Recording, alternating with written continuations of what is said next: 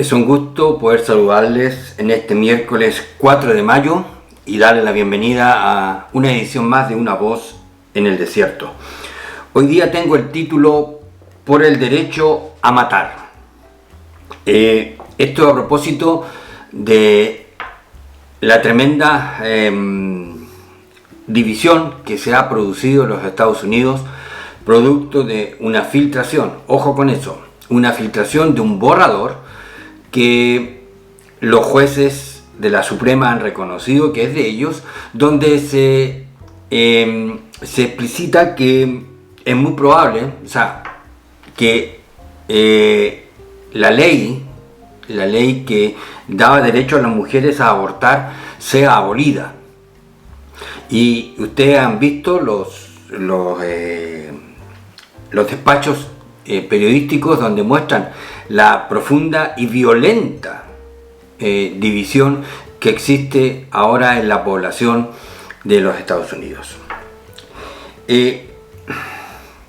Resulta interesante, si usted quiere, hacer la conexión en medio del contexto mundial en el que estamos. Los españoles dicen con la que está cayendo la guerra de Rusia contra Irán, la invasión de Rusia contra Ucrania, con las imágenes desastrosas que podemos, o las imágenes que muestran el desastre de lo que se está produciendo en esas tierras. En medio de toda esa barbarie, surge ahora nuevamente en impulso las intenciones, las iniciativas para que la ley de aborto no se derogue. Conectando de alguna manera estos dos eventos, uno puede llegar a la conclusión que estamos inmersos en una cultura de la muerte. La violencia es el pan cotidiano, si alguien quiere llamarlo así. En todas partes del mundo, la violencia manifestada de distintas formas. Y ahora lo vemos con estas manifestaciones y al mismo tiempo el reclamo porque las mujeres tengan el derecho a abortar. Ahora, a lo que yo quiero referirme es un poco a los eslogans o a las frases, los argumentos que uno de pronto logra observar en los distintos carteles y al final las posturas de unos y de otros, pero mayormente de aquellos que reclaman, que exigen, que patalean porque tengan las mujeres el derecho a abortar. Y afuera de la Corte Suprema, usted ha visto la concentración de las personas. No son solamente mujeres, usted lo puede constatar, y ahí están los carteles. Y frente a estos eslogans es que yo quiero reaccionar para mostrar las contradicciones que aparecen detrás de estos argumentos. Por ejemplo, mujeres que marcan en su vientre o en la cartulina y que le dicen a los supremos, porque afuera de la Corte Suprema de los Estados Unidos, le dicen: no es tu cuerpo, no es tu cuerpo. Entonces ya hay varias implicancias en eso. Si estas personas usaran ese mismo eslogan o admitieran que otras personas usaran el mismo eslogan, no tendrían, por ejemplo, asistencia médica. Si cuando se enferman, cuando se accidentan y llegan a una clínica y los facultativos ahí dicen: bueno, no es mi cuerpo, ve tú lo que hace, no es mi cuerpo. Si los bomberos frente a un siniestro dijeran lo mismo, no es mi cuerpo, si usaran el mismo principio, ¿Se dan cuenta la contradicción que hay detrás de eso? No es, yo puedo, repito, tomarle la palabra a estas personas que dicen no es tu cuerpo, ya está bien, no es mi cuerpo. Entonces arréglatelas solas. Por ti misma, por ti mismo. Y ustedes saben que eso es insostenible. No esperaríamos jamás que quienes tienen que administrar la salud, los auxilios, tengan esa postura. Es ridículo, es contradictorio, es absurdo. No es mi cuerpo. Pero se involucran los bomberos, los médicos, los que auxilian. Es cierto, dirán ellos, no es mi cuerpo, pero eres tú el que está sufriendo. Entonces ya se dan cuenta, el eslogan se cae por sí. Ahí hay una contradicción. Luego cuando le dicen a los magistrados no es tu cuerpo, en el fondo, también el otro punto es, le están quitando legitimidad para que ellos legislen. Y eso nos llevaría a la aberrante posición de que para que un juez dictamine una ley, tiene que sufrir el delito en carne propia. Entonces ahí recién va a tener la autoridad para legislar.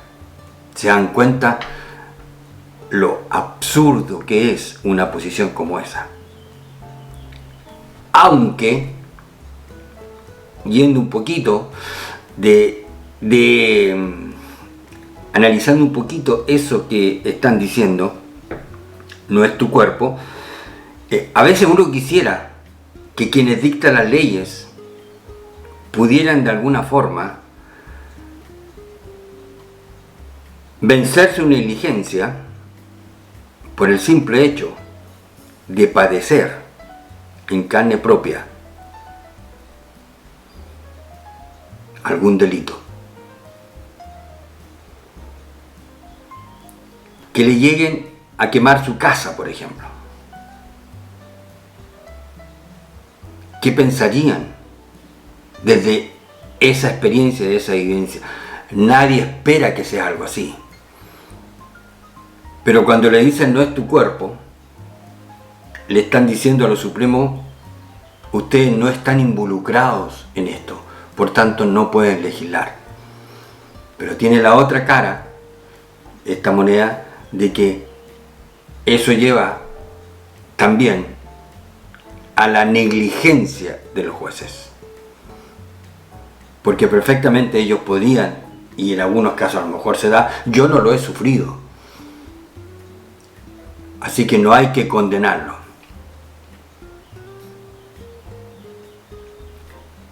Son los eslogans que usted va a ver. No es tu cuerpo. Pero eso no se lo van a decir, repito, a los médicos cuando se enferman. Esas mujeres cuando llegan a la clínica no le van a decir a un médico no es tu cuerpo. A los bomberos tampoco le van a decir no es tu cuerpo. Contradicciones. Y lo otro que uno puede decir a estas mujeres, desgraciadamente, de que decir no es tu cuerpo. El bebé que está ahí adentro no es tu cuerpo. Tú lo estás cobijando, pero no es tu cuerpo. Y ahí llegamos al otro punto, cuando estas mujeres dicen a los jueces no es tu cuerpo, está la otra, la contrapartida, cuando dicen es mi cuerpo, es mi opción. En mi cuerpo hago lo que quiero. Es mi opción. Bueno, vamos por partes. No es, repito, no es tu cuerpo. Es un bebé. Es una persona quizás no independiente de ti, porque depende por el cordón umbilical de la alimentación para su desarrollo y su crecimiento. Pero es un cuerpo que está creciendo y que cuando nace se desarrolla y crece como ente individual. Entonces dentro de tu vientre tú no puedes decir es mi cuerpo, porque no es tu cuerpo. Y otra cosa, cuando alguien dice es mi cuerpo, yo digo es mi cuerpo, creo que también se está equivocando este argumento o este eslogan, porque tengo la impresión de que el cuerpo se comporta con bastante autonomía. Y cuando vienen enfermedades catastróficas, cuando un órgano del cuerpo se enferma irreversiblemente, ese órgano no preguntó, el cuerpo no preguntó, se enfermó. Y en ese punto yo veo que ese cuerpo que yo digo que es mi cuerpo se maneja autónomamente y se enferma sin pedirle al dueño del cuerpo la autorización para hacerlo. Entonces cuando dicen es mi cuerpo, hay que poner cuidado, porque cuánta autonomía o cuántos derechos, cuánta autoridad tenemos nosotros sobre el comportamiento de nuestro cuerpo. Cuánto podemos nosotros ordenarle a nuestro cuerpo que haga o no haga. Entonces al final, es decir, en mi cuerpo, creo que hasta suena a soberbia, a arrogancia. Piénselo. Ahora, aquí vamos a ver un poquito el papel del periodismo. Es interesante observar, escuchar cómo informan quienes cubren el acontecimiento. Y hoy día mismo, por ejemplo, yo escuché dos formas de describir, por ejemplo, el carácter de los jueces. Uno derechamente dijeron que eran jueces conservadores. Jueces conservadores están por abolir el derecho al aborto. Pero otro periodista, que estaba en situ, él dijo jueces con visión conservadora. No sé si logra ver la diferencia. Eso es para mostrar que los periodistas hoy día están opinando en la mayoría de los casos, no están informando. Y simplemente dicen jueces conservadores. ¿Qué quieren decir con eso? ¿Qué significa eso? Defender la vida es conservador. Entonces, insisto, los que se dedican al auxilio de las personas, las fuerzas de emergencia, los hospitales, etcétera, son todos conservadores.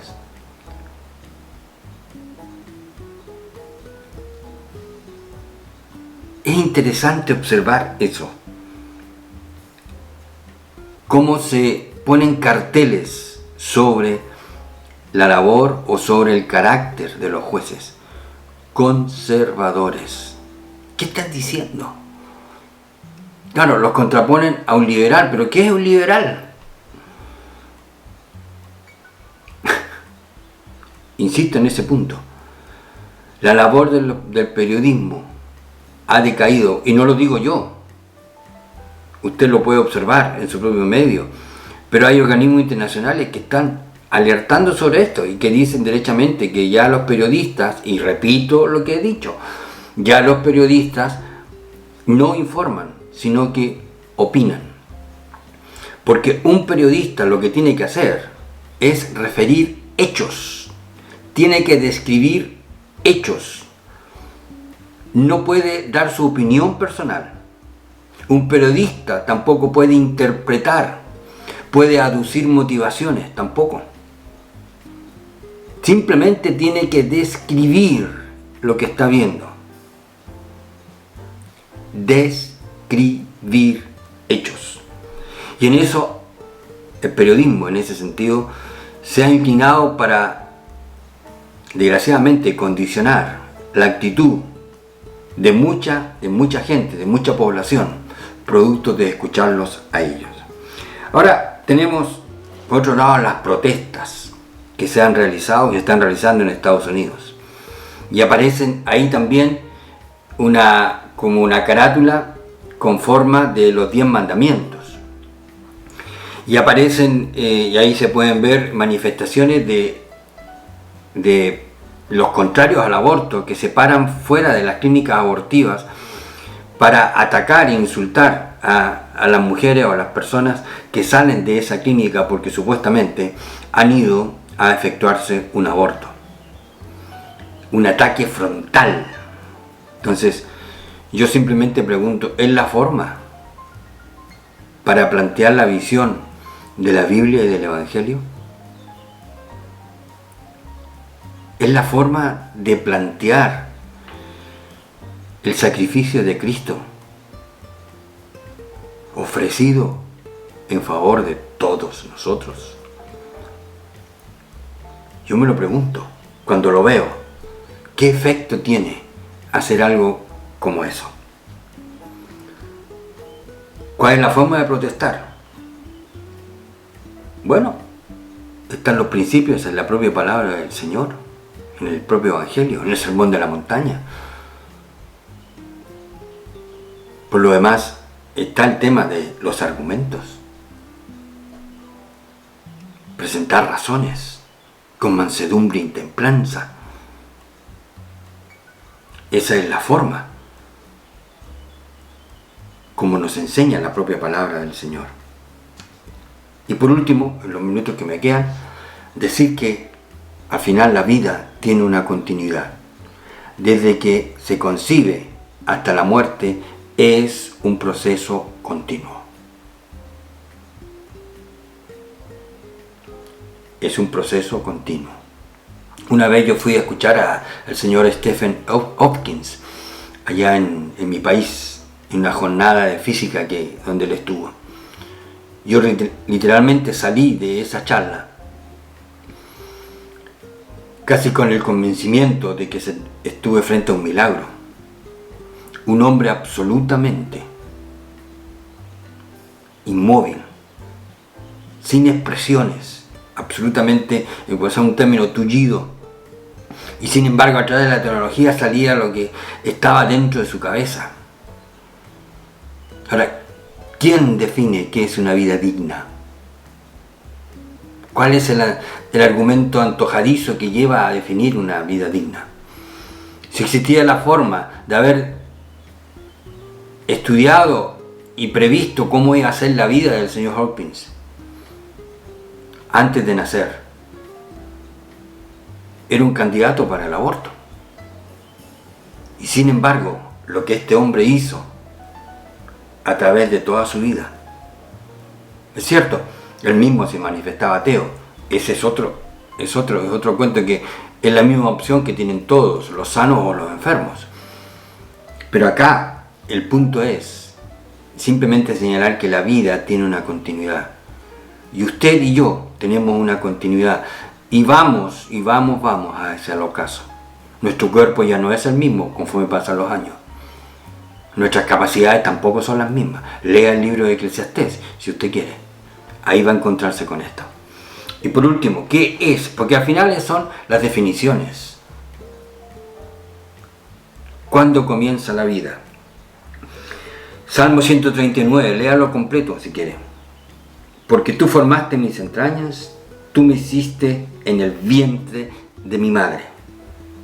Y el 16, mi embrión vieron tus ojos, y en tu libro estaban escritas todas aquellas cosas que fueron luego formadas, sin faltar una de ellas. ¿Cuándo? En el vientre de mi madre. Mi embrión vieron tus ojos. La vida es una continuidad. Las definiciones son todas antojadizas en un sentido, para argumentar la opción del aborto. Véalo, es cuestión de definiciones, así como cuando empieza la vida o cuando alguien ya solamente merece que le apliquen la eutanasia. Son todas definiciones antojadizas, en eso están. Así está Estados Unidos. ¿Qué va a pasar? Eso se verá en las próximas jornadas, las próximas horas. Ha sido un gusto. Si desea, deje aquí abajo su comentario, deje acá abajo también su calificación si quiere. De lo mismo, aquí abajo está la dirección que lo va a llevar a Amazon, donde tengo el link, mejor dicho, que lo va a llevar a Amazon, donde tengo mi primer libro maravillosamente escondido. Y también está aquí abajo mi correo electrónico, si es que desea comunicarse conmigo personalmente. Ha sido nuevamente un agrado poder comunicarme con ustedes. Cuídense y será hasta una próxima oportunidad.